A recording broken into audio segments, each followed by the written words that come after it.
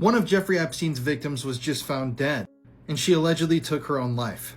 This was Virginia Giuffre, and she played an instrumental part in helping bring Epstein's crimes to light. And just today she was found dead only weeks after being hit by a vehicle and claiming she had only a few days left to live. This was the photo that she shared on her social media after her accident, and her cryptic post alarmed people. So Virginia is deeply tied into the entire Epstein story. She was a victim of Epstein and Ghislaine Maxwell's early on, and she was actually recruited into their sex trafficking ring at Donald Trump's Mar-a-Lago resort. She was approached while she was working there by Ghislaine Maxwell, and eventually found herself being trafficked by her and Epstein. Now, Virginia's most infamous accusations were leveled against Prince Andrew from England, and she claimed that she was forced to do things with him when she was just 17. She also made a lot of different allegations about a lot of different powerful men, but we'll save those for another time. Virginia dedicated her life after coming out with all this information to fighting and advocating for victims of child sexual abuse and sex trafficking. And back in 2019, just one day after court documents were unsealed involving Ghislaine Maxwell and Virginia Giuffre, that was the day when Epstein was found dead in his prison cell. Let me know your thoughts on all of this. Obviously, my thoughts and prayers are with Virginia's family, but this is just absolutely horrific and shocking news. I have a video of Jesus Christ statue moving. It was shown by TV Azteca, and a guy named Donatello, he recorded it from an annual Holy Week that they celebrate in Mexico, where they carry a Jesus statue into one of the churches. As he's recording the Jesus statue, you see the head of the statue move. And again, you can let me know if it's fake or if it's real. And it also brings up the whole conversation that we talked about way before. People think, oh, is it a miracle? Y llegando a la iglesia bajaron a Cristo de su cruz. Como toda la Semana Santa. Exactamente, como cada Semana Santa se hace. Pusieron su urna. Y pues yo me puse a grabarlo. Y se pues me haciendo como, me la acerco tomando su rostro. Y y mueve su cabeza. Levanta su cabecita. What the fuck? It's almost right. Yeah. It like went like... It's like you got or something. That's just crazy, bro. It's not like the other ones where it's right up and you could kind of debunk it by saying, oh, maybe it's gravity just pulling the hand down or maybe pulling the head down. But this statue adjusted its head. She was brutally murdered, but then got the most extreme revenge from beyond the grave. It was March 2024 in southern Mexico. 8-year-old Camila Gomez was adorable, as you can see. She was a lovely, friendly little girl. She was always sort of wanting to play out with other children, and on the day in question, she asked her mum if she was allowed to go to a neighbour's house to use their swimming pool. It was actually a couple of hours later that her mum really started to become concerned because Camila hadn't come home. She decided to take it upon herself to go over to the neighbour's house and see what was going on. But when she arrived at the house, the neighbour denied ever seeing her that day. So by this point, her mum was extremely confused. Where was missing Camila? All of a sudden, she started receiving disturbing messages about Camila. These were asking for ransom money for her daughter's safe return. She obviously immediately rang police and was totally frantic. She was looking high and low for this little girl. She even took screenshots of the ransom messages so she could show police and hopefully they would be able to track down this person. Infuriatingly, the police just really did not seem interested at all. Now, the mum was absolutely frantic at this point. She was pretty sure that the neighbour was not telling her the truth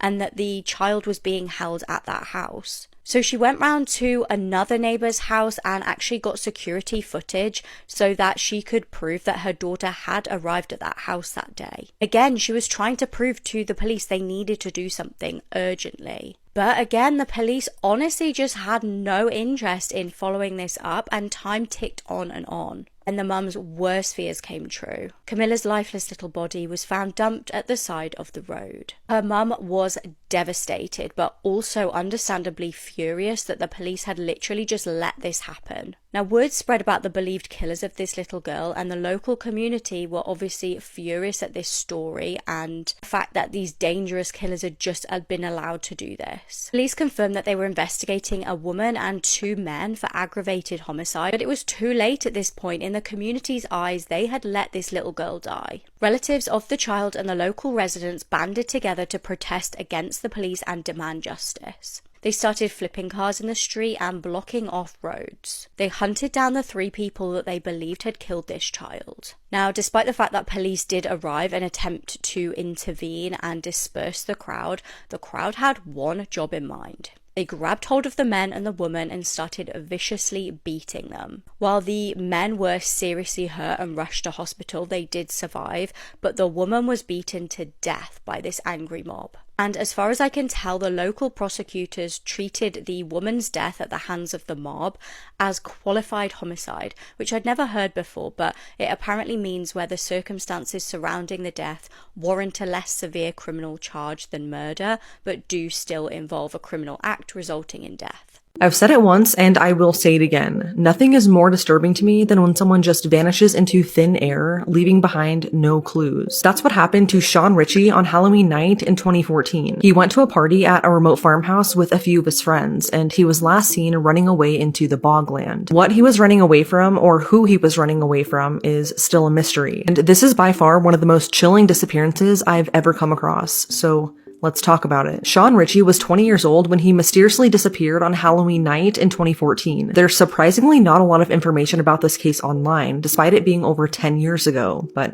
here's what we do know. His mom last saw him that night at their home in Fraserburgh, Scotland. He was then spotted on CCTV at a convenience store not far away, and little did anyone know that this would be the last image ever taken of Sean. At around 10 p.m., Sean, along with 5 of his friends and 2 other men, all piled into a white van and made their way to Kersey Hill Farm, which is a remote farmhouse in Greenburn, Scotland, where a Halloween party was supposedly going to be taking place. I'm not from there, so bear with me, but from what I gather, this was in the Strichan area close to Aberdeenshire. But this farmhouse is extremely remote, and it's surrounded by flat countryside that's home to a handful of small farms. And from what I can tell, it's a really wet and boggy area. But here's where the story starts to get strange. It's rumored that once the van got close to the farmhouse, the driver got out and started chasing people with an axe. And to clarify, it's never been mentioned if the driver was just a random person or if they were actually friends with Sean. So at this point, the group split into 2 and they started running, and they both assumed that Sean was with the other party, but that was not the case. Not long after this, 2 calls from the group were made to police. One asking for them to come out to the farm for help, and the second to cancel that request, saying that everything was actually okay. The call came from this area with the red dot, and this is near where Sean was last seen. And this is what's so confusing about this case. Not one person in the friend group ever said why they all started running. Like I said, it was rumored that the driver started chasing them with an axe, but this was only a rumor. They never confirmed this. But somehow, everyone made it home that night except for Sean. And you'd think that when he was still missing, and when you couldn't get a hold of him, that you'd report him missing to the police, right? Well, that is not what happened. Sean wasn't actually reported missing to the police until 2 days later, and this was by his family after he never came home. His friends very suspiciously never reported him missing, and they never let anyone know what happened that night at the farmhouse. So after the police were notified, a search for him began, involving police, hundreds of volunteers, a mountain rescue team, cadaver dogs, drones, and helicopters. The search radius did seem really small, and I think that's because of it being really boggy. But the area where he was last seen was heavily searched, along with the route they took to get to the farmhouse, which was A981. And I think this is like a highway, or at least one of the major roads connecting all of the surrounding towns. But absolutely nothing was found, and it was like Sean vanished into thin air. And to make matters worse, it was extremely rainy around this time, which made it harder to find any evidence. Then 5 days later, police found his belt, shoes, and his hoodie not far from where he went missing, and this gave everyone some hope that Sean would soon be found too. But that never happened, and no other clue as to what happened to him has ever surfaced, and to this day, Sean remains missing. What's so confusing about this case is how little information we have. The friends and other people at the party that night are reportedly pretty dodgy, and they've never once talked about what happened that night, even though Sean was their friend. Police believe that he just ran into the boglands surrounding the farm and is still out there somewhere. Either that, or he fell into a ditch or body of water somewhere, became stuck, and either drowned or died of exposure. Authorities have found no evidence that Sean has been the victim of a crime, and they've made it pretty clear that they found no evidence of foul play, despite his clothes being found in a field and the fact that he's literally still missing. But Sean's family is not buying that, and they, along with many other people, believe he was murdered that night. According to his dad, Sean owed some money at the time of his disappearance. To who or for how much much, I'm not entirely sure, but he feels that Sean could have been killed over a debt. Some people online have pointed out that it would be unusual to be killed over owing money, but it would make more sense to try and scare Sean. Some suggest that that's exactly what happened that night and why everyone took off running from the farmhouse, and that's why everyone has been silent about it ever since. What sucks is that no one knows who was actually at the party, and then another rumor started floating around about how Sean and his friends could have been forced into the white van and then taken to the farm not by their own volition. How someone would manage to force 5 men though, I'm not sure, but this rumor was backed up when someone close to Sean received a Snapchat that fateful night. The Snapchat was of someone inside the van, reportedly joking about having been kidnapped. These are just a couple of rumors and theories that have gone around, and of course another theory is that Sean died at the farmhouse that night, either accidentally or having been killed. But one thing is for sure, an emergency call was made to the police in the area where Sean was last seen, and the biggest question is what happened to make someone call the police, and what was said in that initial call. Some suspect that Sean died in some sort of accident or possible overdose, and someone at the farm started to call the police for help. But in a panic and not wanting to get in trouble, they decided to cancel the request for help, and they somehow dumped his body in an area that has yet to be found. But this is just a theory, and it has never been proven, and there have been absolutely no suspects in this case ever since. It is just so disturbing to me how, to this day, he has never been found, how he just seemingly vanished. There is a possibility that he's still out there somewhere surrounding the farm, maybe just outside of the initial search radius, and they just haven't found him yet. What's actually crazy is that since his family believes he was murdered, they've obviously been pushing for authorities to investigate deeper, like one would usually do. But I guess they didn't like that, because Sean's mom was actually arrested and convicted for wasting police time. I think that is so cruel. She's literally just trying to find her son, and then she's put through that. It's unbelievable. Sean's family has this Facebook page if you'd like to go and show your support. They deserve answers, and Sean deserves to be found. And of course, there is a cash reward for anyone who can help them find their beloved son. But it's now been 11 years, and whatever happened to Sean at the farmhouse that night remains a mystery.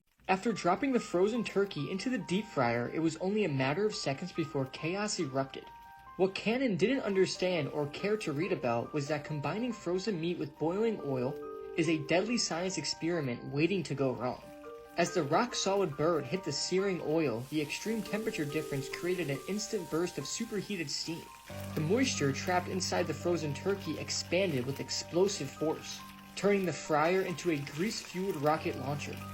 Cannon, not knowing this or having any idea of it happening, leaned over the fryer just as the pressure peaked.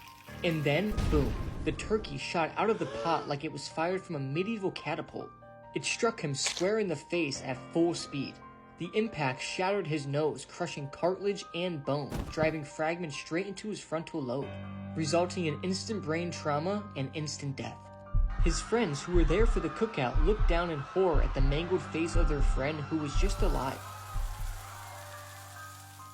There's this guy, his name is Bob Lazar, who's a physicist who claimed to be hired to work at a base near Area 51 called S4. And S4 is a facility where they worked on alien technology, they back engineered alien technology. And he's the reason why I actually believe that aliens are real. And the crazy part about this whole thing is that he says that alien spacecrafts are fueled by an element called element 115. And he's been saying this claim since the 80s, bro. And element 115, at that time, it didn't exist. So he said this shit before it was on the periodic table. Wait, so they just added that to the periodic table? In 2003, they added that to the periodic table. It's called Moscovium, and it's not a naturally occurring element on Earth. And it's described to be a very, very heavy element that has its own gravitational pull. And a way to describe it is if you put a bowling ball on a very, very soft mattress, how like everything kind of bends, and we were only able to make 4 atoms of this shit, but it decays in like nanoseconds. So we cannot make an actual stable isotope of this shit. And the way he describes UFOs to fly, they fly tilted. Does that kind of ring a bell or no? Why? Do you remember the US Navy video that got released back in the day, like 4 years ago? Spoonfuls of cum were force-fed to students by this elementary school teacher in California. This is Mark Burnt, one of the most disturbed pedophiles in American history. So, for more than 30 years before he was arrested, Mark taught at the Miramonte Elementary School in Los Angeles County. Yes, this is a photo of him with a student. In 2011, authorities began investigating Mark because of some disturbing photographs that were turned into the police. The photographs showed children in Mark's classroom with their eyes blindfolded and their mouths covered in tape. And some of the photos, sorry, I'm literally gagging recording this, and some of these photos showed Mark offering these young children, elementary school children, girls, a blue spoon full of a milky white liquid. Investigators believe that this was Mark's own discharge, and they eventually found a spoon that matched the spoon in the photos in Mark's trash. It tested positive for semen, and when they did further investigation, it tested positive for Mark's DNA. Some of the photos recovered showed Mark holding children in his arms, putting his hands over their mouths, and in some of the photos, Mark had actually placed Madagascar cockroaches on top of these children on their faces and then photographed them. This whole investigation started when a local photo processing facility saw the photographs that Mark had turned in to be developed and then turned those over to the police. He was eventually charged with abusing almost 24 children from ages 6 to 10 years old, both boys and girls, and afterwards he was sentenced to 117 years in prison, meaning he will die in custody. Now, these stories are just all too common in America, and I really don't know what we can do to combat this problem. And every time I cover one of these stories, I lose a little more hope and faith in humanity. But I expose these freaks in depth every single week on my channel, so please consider subscribing and checking it out. Or you can listen to the show on any podcast platform like Spotify or Apple Podcasts. It's called The Conspiracy Files. It's been 15 years since these little boys were last seen playing in their garden, and their dad knows way more than he's telling any of us. Now, this case starts way back in 2010 in Morenci in Michigan. John and Tanya Skelton were parents to 3 adorable little boys. These were 5-year-old Tanner, 7-year-old Alexander, and 9-year-old Andrew. Andrew was described as being super smart. He was absolutely obsessed with video games, and there was never a video game that he couldn't beat. Alex was a very inquisitive child. He was apparently always asking questions, always wanted to know answers to things. He was also a real sweetheart with the ladies. Tanner was the baby of the group, and he was desperate to be a big boy like his older brothers, and he was very excited that he had recently started big boy school. He just wanted to be a grown-up like his brothers were in his eyes. But unfortunately, things at home were far from perfect. The children's parents were really not getting on at all. They were arguing like cat and dog, and one of the main issues they had was wanting to relocate to Florida, but they were unable to do this because of Tanya's prior conviction. It turns out back in 1998, she was involved inappropriately with a 14-year-old boy, though due to being a registered S offender, she wasn't able to move states. And things eventually got too much for the couple, and they decided to split. Tanya filed for divorce, and the pair began a furious custody battle for the boys. After a Thanksgiving visit with their dad, they would never be seen again. They were last spotted in their dad John's back garden on the 25th of November 2010. And when he never returned the boys like he was supposed to that day to their mum, she called police. John was then treated at a nearby hospital for mental health issues after attempting to unalive himself. The timing of this was extremely suspicious and very, very concerning. The boys had vanished and the dad attempted to unalive himself. What is John not telling us here? An Amber Alert was issued for the little boys, and the FBI very quickly got involved.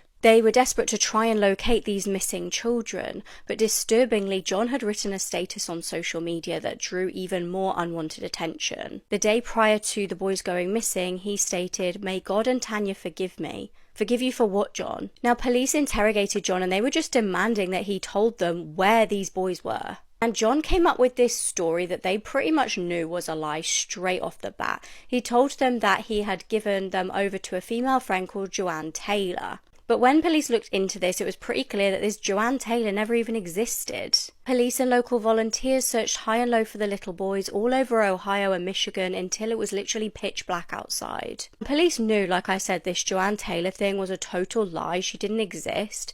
So as soon as he was discharged from hospital, he was arrested for parental kidnapping. By this point, the word was spreading rapidly about these missing little boys, and like I said, the locals really wanted to help. Hundreds and hundreds of people got involved, just looking high and low for them. Hundreds of volunteers scoured the area. They were looking in woods, by the roadside, and also in lakes for any kind of evidence or clues. Time was going by, and clearly John was not telling the police some very important information. He then dropped a bombshell. He changed his story from this obvious fake Joanne Taylor story to a story about handing the kids over to an organization, but he was very vague with the details. Things were obviously not looking good.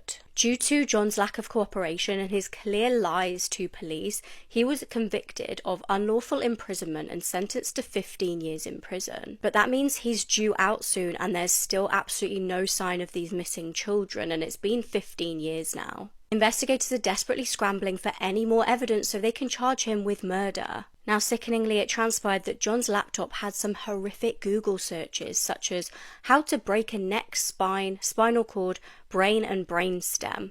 He'd also researched rat poison. The boys have sadly been declared legally dead, but their bodies have never been found. They never had a proper funeral or burial. The blender exploded violently and killed him. Ted was a fitness freak obsessed with two things: muscle gains and his industrial strength juicer. It was his pride and joy, a beast with a 3/4 horsepower motor and blades that spun at over 60 miles per hour. He fed it everything from whole pineapples to stalks of celery, blending raw produce into his perfect protein smoothie. But after years of abuse, the juicer was on its last legs. One day, as Ted crammed in another overloaded mix, a faulty wire sparked. The motor overheated, and then, boom, the machine exploded. A razor-sharp blade shot across the kitchen like a missile, slamming into Ted's neck and slicing clean through his carotid artery. He had no time to react, and he collapsed instantly, blood flooding the floor. By the time the smoke settled, Ted was dead and lying in a pool of blood. The tool that built his body ended up destroying it in one of the most brutal and unlucky ways ever. A disturbing reminder that even doing simple things like making a smoothie can be fatal. I don't think that I've ever come across a story that fills me with such dread quite like this one. And it's not even just because these girls got lost in the wilderness. It's because when their camera was found months later, it contained these really disturbing photos taken in the dead of night, with absolutely no explanation as to why they took them. And when their remains were found a couple months after that, some of their bones looked like they had been bleached. And not to mention, they were alive somewhere in the forest while an active search was being conducted for them, yet they still suffered a terrible fate. This is the mysterious death of Chris Kramers and Lizanne Froon, otherwise known as the Panama Girls. This story is incredibly disturbing, and there are no real answers, so let's talk about it. Chris Kramers and Lizanne Froon were 21 and 22-year-old friends who grew up in the Netherlands. They were described as really outgoing, creative, and incredibly smart girls. Chris had just completed her studies in cultural social education with a focus on art, and Lizanne had recently graduated with a degree in applied psychology. They shared a love of volunteering and wanting to help the community, and in early March of 2014, the two moved in together in a dorm room in Amersfoort. Everyone knew they were best friends and pretty much inseparable, and they even worked at the same cafe together. Since Lizanne had just graduated, the two wanted to plan a special vacation to celebrate, so they'd been saving up for about 6 months to take a trip to Panama. They wanted to spend the time learning Spanish and volunteering at local schools in Panama to teach children arts and crafts. This was going to be such an exciting trip for them, but not long after arriving, they would disappear. And what followed, despite horrific, has never been explained.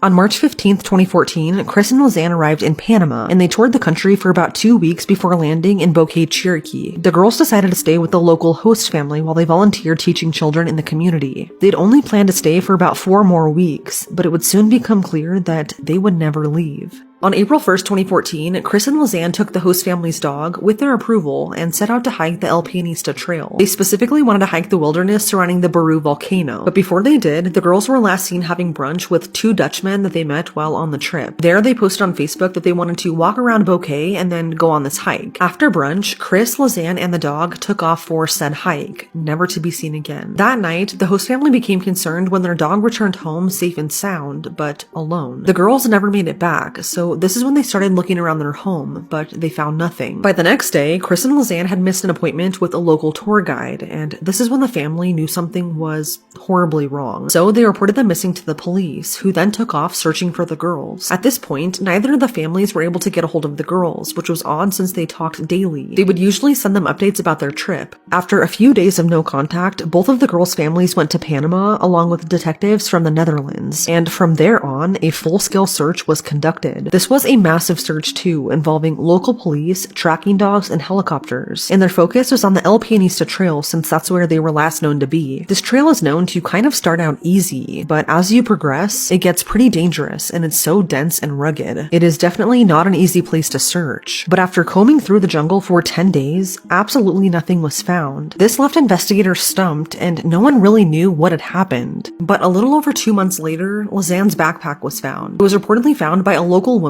pinned against a rock in a really fast-moving river. This was near the village of Alto Romero in the middle of the jungle, and this was not close to the trail where they last went hiking on at all. In fact, this was about a 14-hour hike from the top of the El Pianista Trail. Inside her backpack was 2 pairs of sunglasses, $88 in cash, Lizanne's insurance card, a water bottle, some of their clothes, Lizanne's camera, and both of their phones. And the worst part is that both of their phones were in good condition. This was finally a clue into what possibly happened to the girls, but after going through their phone records, what they found is so incredibly disturbing. From the day they started their hike to April 11th, which was 10 days after they went missing, the girls tried calling the police for help 77 times. Since they were in the middle of the jungle, they didn't have any reception, so only one of the calls went through, and that one dropped after only 2 seconds. Records show that about 6 hours into their hike, someone called 112, which is the international emergency number used in Panama, and 911. The first call was made on Chris's phone at 4:39 p.m., and about 10 minutes later, they tried calling for help again on Lizanne's phone. Like I said earlier, over a period of 10 days, they continued trying to call for help, but none of them ever went through due to having no signal. Why they tried calling for help is still a mystery, but it's assumed that one of them got hurt and they were trying to call for help after possibly getting lost. Lizanne's phone died on April 4th, 3 days after the girls went missing, and it was never used again. But what's really odd though is that between April 5th and 11th, Chris's phone was turned on and off a handful of times, probably trying to look for a signal. But during those times, a wrong PIN code was entered, so they weren't able to actually unlock the phone. If that was one of the girls doing that, no one knows. But it's really odd that the PIN was repeatedly entered wrong. On April 11th, Chris's phone was turned off for the last time at 11:56 a.m. What's really devastating to think about is the fact that while this was all happening and they were trying to call for help, there was an active search for them being conducted not just by police, but by their families in the same jungle, yet they were never found. If you think that was disturbing, wait until you see what they found on their camera. So the camera contained photos of the girls starting their hike, and the first few photos show them taking a trail at the overlook of the Continental Divide. This was the last photo ever taken of the two, and after that, photos show them walking deeper and deeper into the jungle, and this was just hours before that first initial 911 call. Nothing appeared too unusual at first until police stumbled across these. These were taken on April 8th, and these were some of the last photos that the girls ever took. 90 photos were taken to be exact in the dead of night between the hours of 1 and 4 a.m. They showed the girls' belongings spread out on some rocks, and it looked like they were possibly near a river. This is the image that truly does it for me though. It's the last photo ever taken on the camera, and it's of the back of Chris's head. Some say that it looks like she's bleeding in it, but I'm not entirely sure. It's so scary to me that only a few of these photos are clear, but the rest of them showed nothing but darkness. So because Lizanne's backpack was found, this sparked a new search along the Culera River, and this is when authorities found some of their clothes on some surrounding rocks just a short distance from where the backpack was found. And 2 months later, another disturbing discovery would be made. Not far from where the backpack was found, authorities found a broken pelvis and a woman's boot with a foot still inside of it. In total, 33 bones were found scattered along the same riverbank, and after DNA testing, it was confirmed that they belonged to Chris and Lizanne. But here's the thing. Lizanne's bones seemed to have decomposed naturally as she still had some skin attached to the bone, but Chris's bones looked like they had been bleached. Whether or not that was from sun exposure, which is typically normal, we don't know. But aside from Chris's broken pelvis, which authorities don't know if that happened before or after her death, the bones were in pristine condition. There weren't any marks or signs of trauma, but combined, only 15% of their bones were ever found. A post-mortem examination confirmed some animal activity, meaning it's likely that the rest of their bones were carried away by wild animals. Because there were no signs of trauma and how little of the bones were found, their cause of death could not be determined.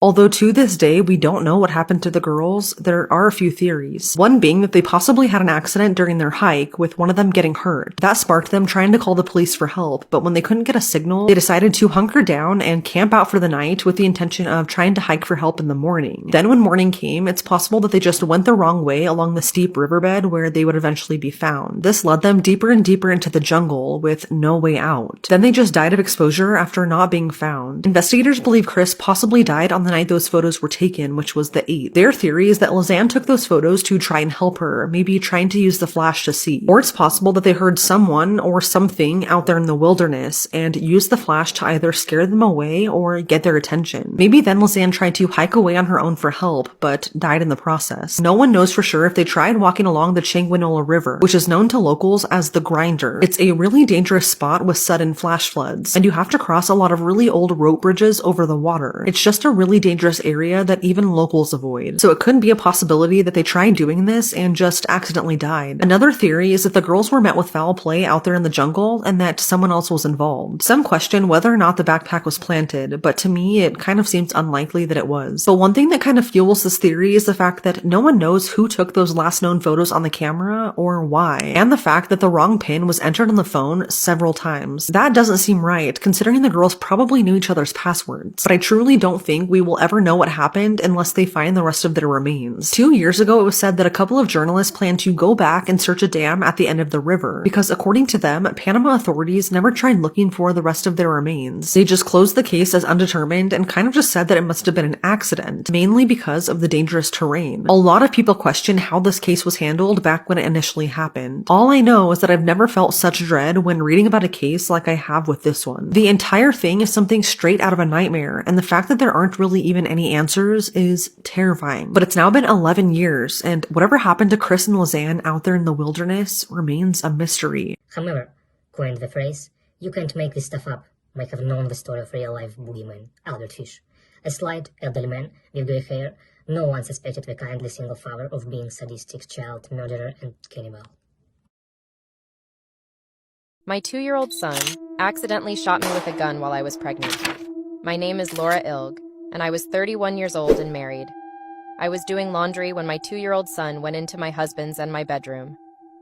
Normally, this room was always locked, but not this time. That's when he managed to find my husband's gun, which we had for extreme emergencies, but we never thought it would be used, let alone in this way. As I was picking up the laundry, I had my back turned to my son, when suddenly he accidentally shot me in the back while I was 8 months pregnant.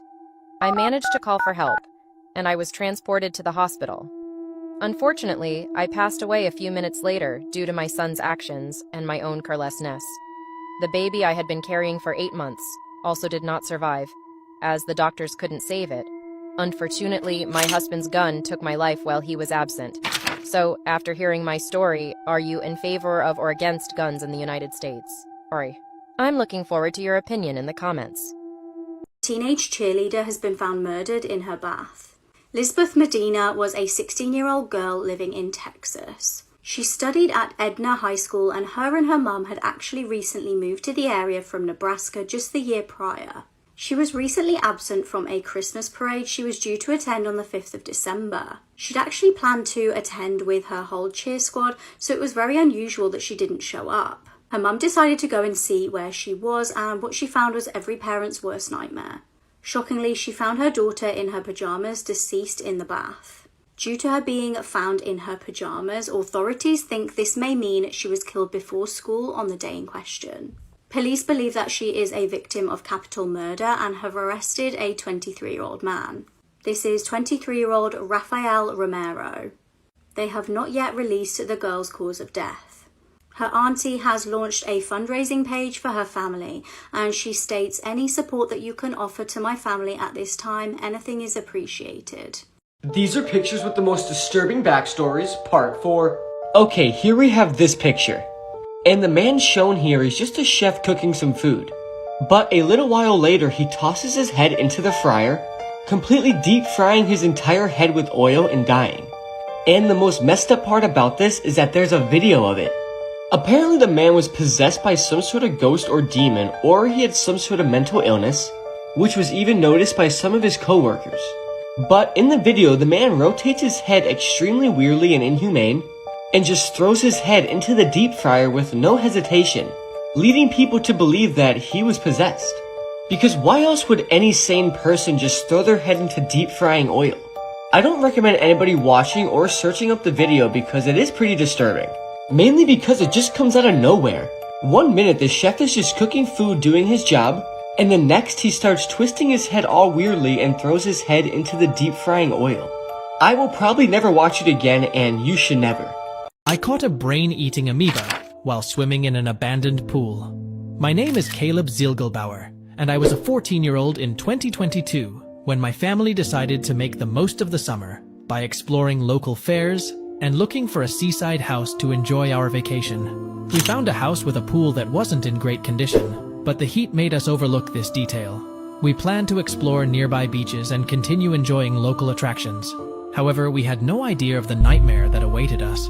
5 days into our trip, I was plagued by fever, searing headaches, and even hallucinations. The next fragment of memory I managed to retrieve is waking up in a hospital, confused and terrified. Doctors quickly identified the cause of my torment.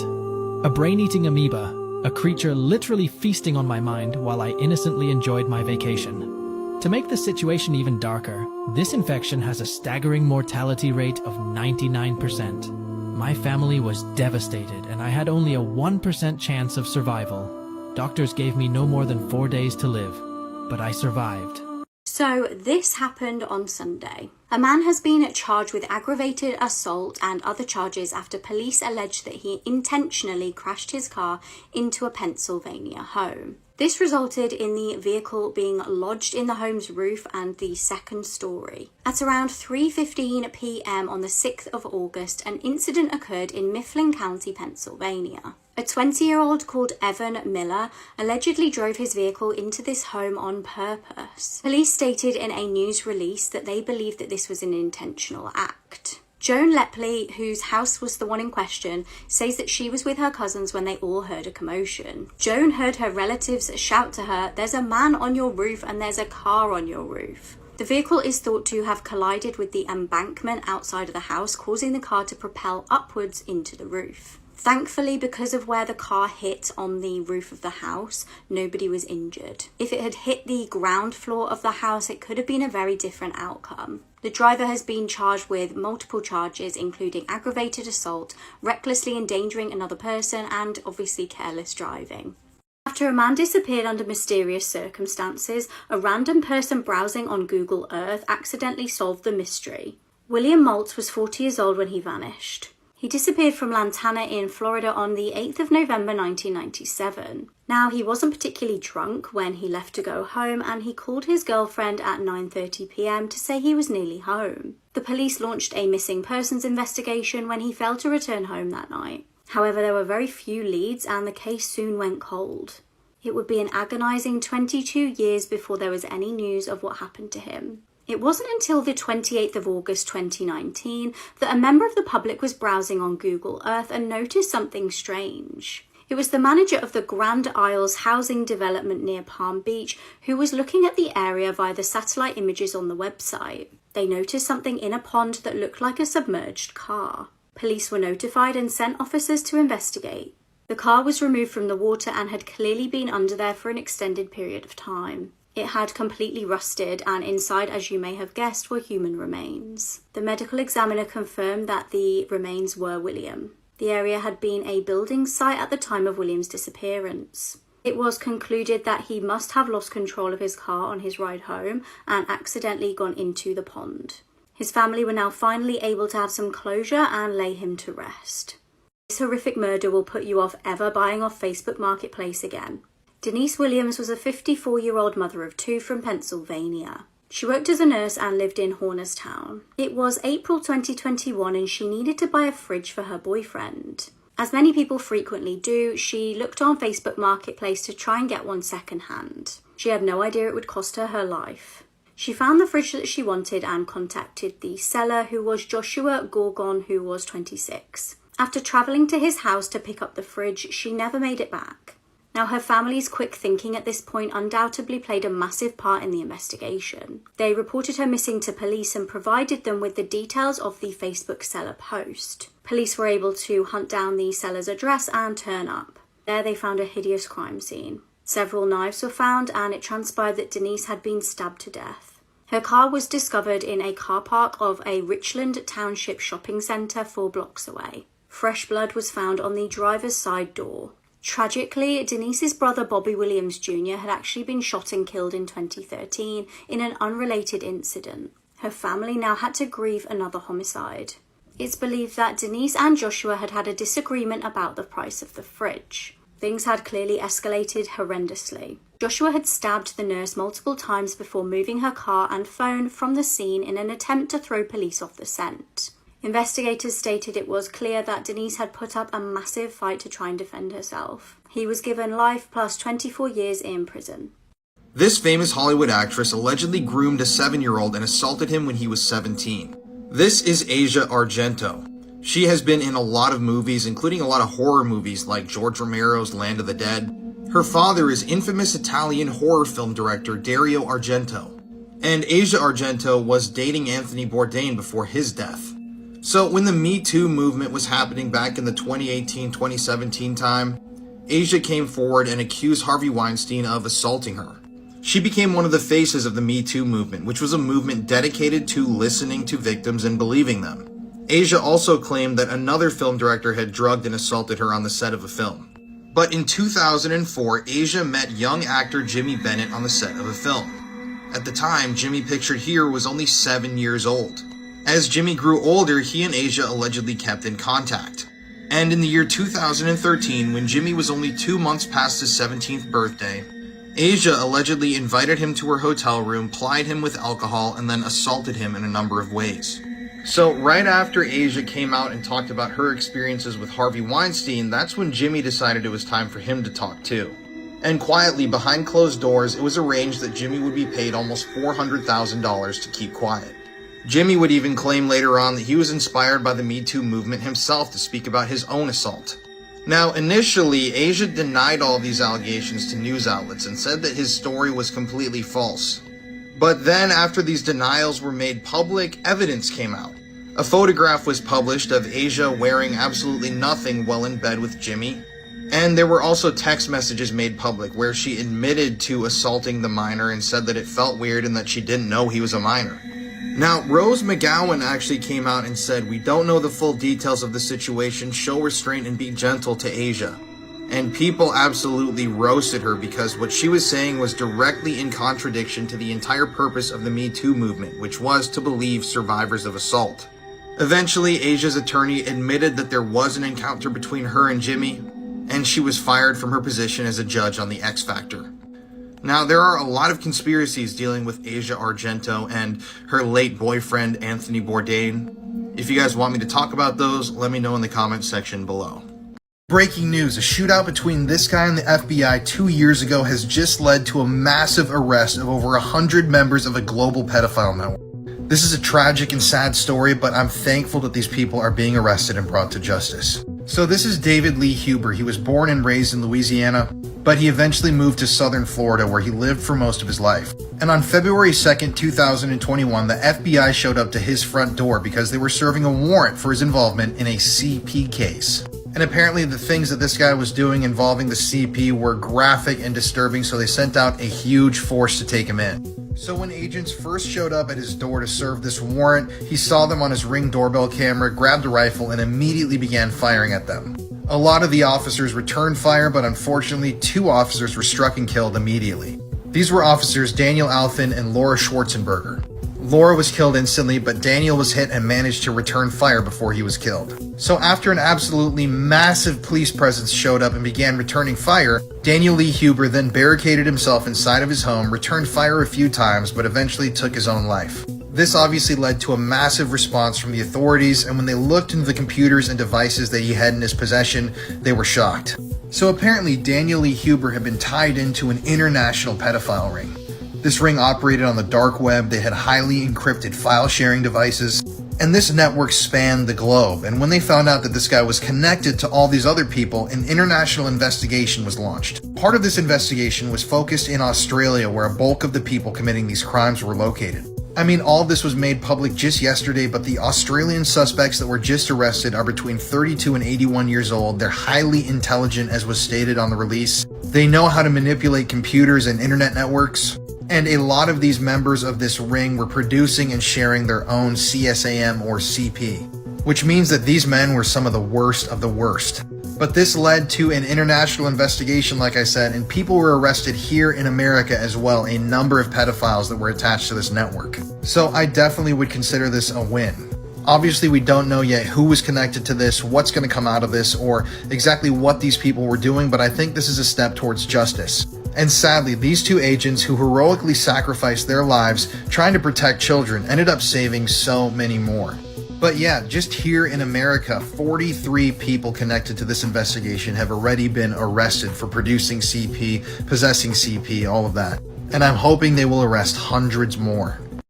John Jarvis hated smoking with a passion, and it was his hatred for his wife's habit that led to him killing his whole family. It should have been a clean break for this family when they moved into and started running the Winslow Hotel in Blackpool, but their joy at this opportunity was short-lived. It was early on in 2003 when John found a packet of cigarettes in his wife Trisha's coat pocket.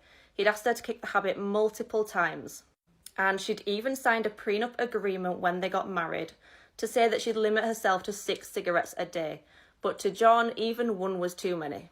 John had told Trish that if she didn't stop smoking, he'd divorce her, and he'd even gone as far as telling a friend that he'd kill her. He hated the smell of smoke in the house and on his and the children's clothes, and when Trish lit up a cigarette and smoked it right in front of him, he decided something had to be done. In March 2003, John and Trish went out to the pub one night and there was a psychic giving readings. What she said to John was the final push that he needed to murder his wife. She said, "Do what you failed to do 5 years ago and sort it out." That night, while he lay next to his sleeping wife, he reached into his bedside drawer and took out a hunting knife. He rolled over and began stabbing Trish over and over. She woke up screaming, but eventually she fell still and silent. But that wasn't enough for John. Shockingly, he decided that she could be resuscitated if she was taken to hospital, and she'd be then free to carry on with her smoking habit. So he did the one thing that he knew would stop that happening. He cut out her heart. John then saw someone standing in the doorway watching him. It was his youngest son, 7-year-old Stuart. He was shaking and crying. John walked over to him and stabbed him to death. He then walked to his other son's bedroom, 11-year-old John. He calmly said, "You're going to join your mother," and he stabbed him to death too. It later came out that in John's mind, these were mercy killings. He had stopped his sons from growing up knowing that their father killed their mother. He then wiped the blood from his hands and face and went and sat down at his computer. He started to write out a message, and it read, "Smoking by my wife to all it may concern.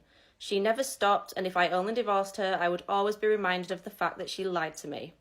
So you will all see and learn I have given her and the boys absolute freedom.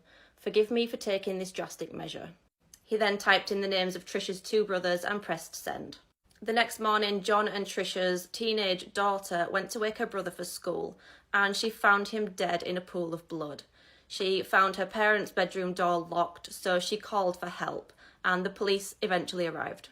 The police kicked in the basement bedroom door and found Trish dead and John laying next to her with a knife wound to his chest. He was still alive after attempting to take his own life. There was a Bible on John's nightstand that lay open at the Book of Revelation, and the passage related to the coming of the beast. It was propped open with Trisha's cigarette lighter. Leading up to the trial, it actually came to light that John had an undiagnosed mental health condition after being involved in an accident as a teenager, and he pleaded guilty to manslaughter on the grounds of diminished responsibility.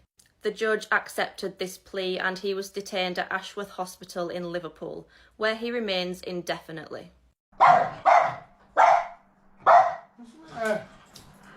What? Nothing there, mate. Nothing there. What? There's nothing there. This is by far the worst cartel video ever released, and whatever you do, don't go looking for it. Before I begin, I can't stress enough how bad this video is. Whatever you do, never go searching for it. The full version of the video is 6 minutes long, and the video is shot in the nighttime in some sort of desert location. You see the victim, who has been blindfolded with his hands tied behind his back, and he is also wearing a white t-shirt that spells out the cartel he belongs to. The scene seems to be lit up by the car lights, and the victim is surrounded by multiple heavily armed cartel members. They are wearing all black tactical gear and carrying high-grade weapons. One of the cartel members then begins to read a statement, and as he's doing this, the cameraman starts to move closer to the victim. After the statement is finished, the victim is forced to the ground face down in the dirt. Multiple cartel members hold him down by stepping on his back and pulling back his arms. The victim has been completely immobilized so they can carry out this awful act of violence. The victim doesn't make a sound as he awaits what's about to happen to him. After the victim has been restrained and pinned down, a cartel member carrying some kind of large knife slices a vertical cut on the back of the victim's head. He does this as a starting point to flay and scalp the victim as he is still alive. After the cut, blood starts to puddle on the dirt floor, and using the initial cut, the cartel member slices under the victim's scalp and starts to remove it from the skull. As he cuts, he pulls the skin back to ease the blade cutting underneath the scalp. After a few seconds, the back of the victim's head has been completely scalped. However, the cartel member makes sure not to cut the skin off in chunks and instead attempts to complete the scalping and flaying in one clean go. After the skin on the back of the victim's head has been severed, the cartel member then moves to removing the skin and hair from the sides of the victim's head. While doing this, he also cuts off the victim's ears. The back of the victim's skull looks like a red ball with shades of white from the victim's skull also showing. The top of the victim's head is then scalped. The victim is still alive, but somehow has yet to make a sound. Not even one scream. The victim is then turned over on his back, and as this is happening, a cartel member puts his boot on his chest to stop him from moving, and at this point, the victim, who is still conscious, says his first words, and despite the awful and intense pain he must have been going through, he tells the cartel member to simply stop stepping on his chest in a very calm manner. But as he's lying on his back, a cartel member then flays the skin off of his face. He pulls the skin that has already been flayed and starts to cut down from the victim's forehead. And as the blade slices under the skin, you hear a tearing type sound, which is just awful. After about 20 seconds, the cartel member completes the flaying, but he realizes he missed a few pieces of skin on the victim's cheek. He then goes back and cuts the remaining skin off. The victim also has his nose cut off, and what is left of the victim is a horrific sight. His head looks like a red skull, and due to the lack of skin, it makes his teeth and eyes way more prominent. The detached scalp and face is then placed on the victim's chest, and the cartel member then finishes off the victim by cutting deep into his throat, and it appears to finally kill the victim. The cartel member then cuts off his tongue and takes off his shirt. He then plunges the knife deep into the victim's chest and cuts vertically, exposing all of his organs. The victim at this point has lost so much blood that it doesn't even cause bleeding. The cartel member then reaches into the victim's chest and cuts out his heart. The heart is still beating, and he then holds it up to the camera. The cartel member then kneels down next to the deceased victim as the camera focuses on the still beating heart. The last 2 minutes of the video is the cartel member still holding the beating heart in complete silence. Nobody talks, and all you hear is the wind blowing until the heart stops beating and the video concludes. Whatever you do, please don't go searching for this video. Just when you think you've seen it all, a video like this surfaces. I can't stress enough how bad this video actually is. It's just crazy knowing that this is happening in real time to real people, and it's just awful knowing that stuff like this happens on a daily basis. This is Peter Scully, one of the worst pedophiles in world history. I'm about to tell you his story, but seriously guys, this one is incredibly disturbing. It's so dark, and viewer discretion is really advised for this video. So Peter Scully, he's still alive. He was from Australia, he had a family there, but he was engaging in criminal activities, and he eventually fled the country and moved to the Philippines. And this is where the darkness really began. While he was in Australia, Peter Scully started up an international child sex abuse ring. The things that were done to these kids are, I can't even talk about them here on TikTok, but he also started up a pay-per-view video service. And with these videos, he was producing CP, but one of the most extreme forms of CP that can possibly be produced. So how did all this happen? Well, when he was out living in the Philippines, Peter Scully had 2 Filipina girlfriends. They would go out to the streets, they would find kids that needed money or looked impoverished, they would bring them back to the house they shared with Peter, and the things that went on afterwards are literally unspeakable. Remember, like I mentioned before, Peter was the head of an international ring of people that enjoyed the abuse of kids, and he provided videos for these clients. But his most infamous video was titled Daisy's Destruction. This video that he produced was so extreme, so hardcore that people on the internet, when they heard about what happened in the video, literally thought that it was an urban legend and they thought that there was no way this could be real. This is an actual screenshot of the beginning of the video. This is a screenshot from the very beginning of the video. In the video, 3 young girls are repeatedly tortured for hours and hours on end by Peter Scully and his 2 girlfriends from the Philippines. They are beaten, they are sexually abused. I mean, I can't even describe, like I said on TikTok, some of the things that happened in this video. And 18-month-old Daisy. Now keep in mind that all of this was on camera. That's the most disturbing part of this.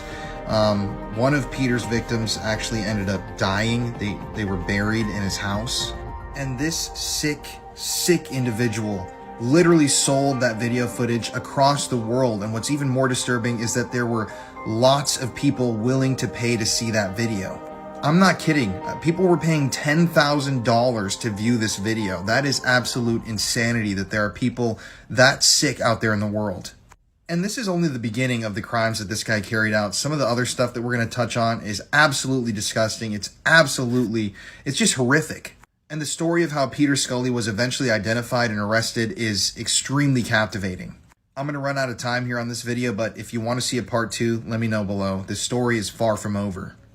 John Wayne Gacy, the killer clown, did not act alone. This TikTok series is about to blow your mind, but there's a lot of information here, so proceed with caution. The case of John Wayne Gacy, the serial killer clown, is one of the most infamous true crime stories in American history. A brief overview of the case: in the 1970s, John Wayne Gacy murdered 33 young men. He buried them in the crawl space beneath his home and his yard, and he was connected to a number of different crimes. Gacy himself gained infamy because he dressed up as Pogo the Clown on the weekends and volunteered at hospitals and children's birthday parties.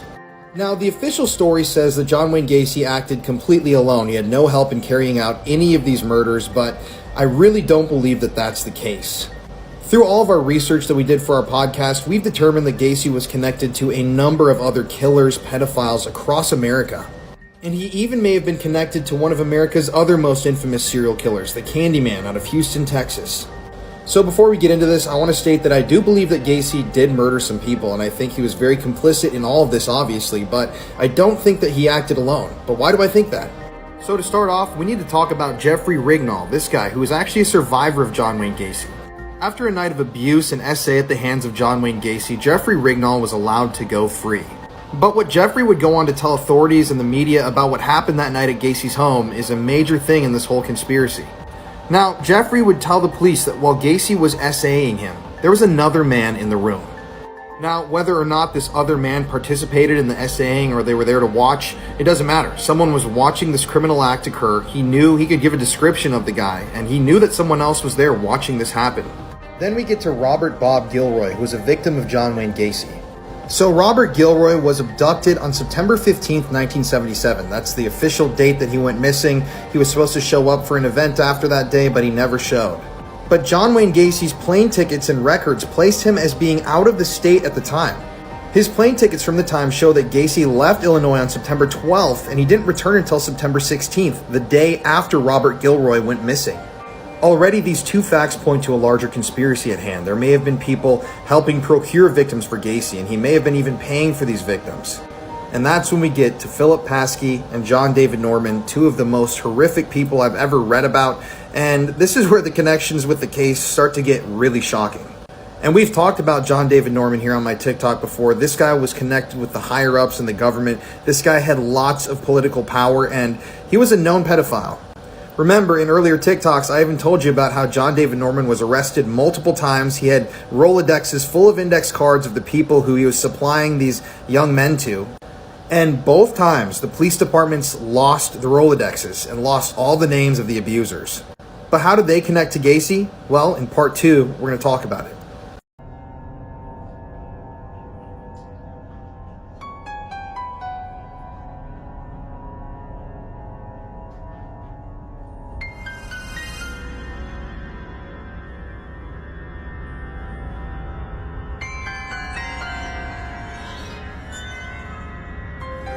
This island has one of the most disturbing histories in America, and no one really knows the full truth behind it. So like I said before, this island was owned by multi-millionaire Francis Sheldon, pictured right here. And Francis and a number of other local men from Michigan, including this guy, Gerald S. Richards, ran a boys' camp on the island. They would fly kids to the island on this airstrip, kids from the YMCA and other schools and communities in the area. And both the children and the parents of the children who attended this boys' camp were told that this was an island of fun where kids could relax. They had big brothers there. It was going to be totally safe. And this camp ran on this island for a period of years. Then one day, some of the kids who attended the camp began to tell their parents that the counselors or the teachers, the adults that were there on the island, had behaved with them in very, very inappropriate ways. They began telling their friends and parents that they were taken into these cabins pictured here on the island. They were assaulted. They were told to remove all of their clothing and that there were cameras all over the place. Well, it turns out that this guy, the multi-millionaire with political and business connections in the area, Francis Sheldon, was running a massive CP ring. And they had been abusing the children on this island under the guise of bringing them to a boys' camp for years, recording all of it, selling it across the world. And some of the more affluent clients of their business were even allowed to take trips to the island themselves to see some of these young boys. Now, this story bears an obvious resemblance to the story of Jeffrey Epstein, but there are some very, very strange things that are happening here that nobody knows about, and the government still refuses to talk about to this day. So let's talk about this guy, Gerald S. Richards. He was a gym teacher at a local Catholic school who went down for the crimes, and he was heavily involved with every aspect of this business, if you know what I mean.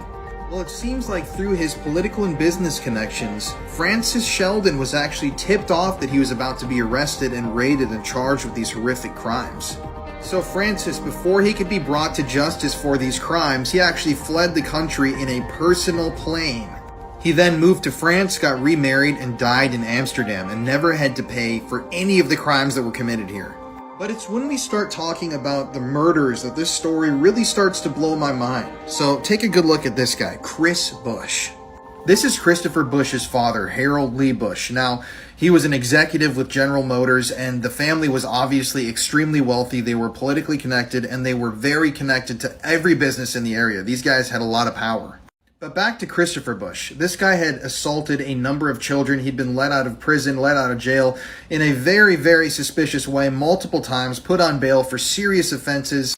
And he was an alleged associate of the crime ring that was happening on North Fox Island.